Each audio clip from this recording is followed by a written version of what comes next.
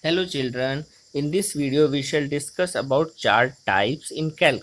I hope you all are aware that charts are pictorial or graphical representation of data.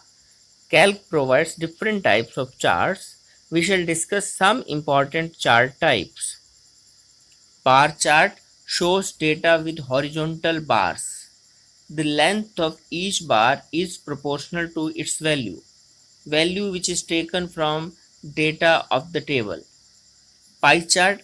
A pie chart shows values as circular sectors of the total circle. The length of the arc or area of each sector is proportional to its value.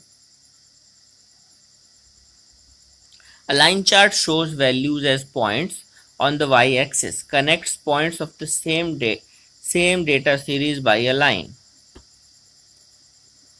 An area chart shows values as points on the y-axis. The values of each data series are connected by a line. The area between two lines is filled with a color.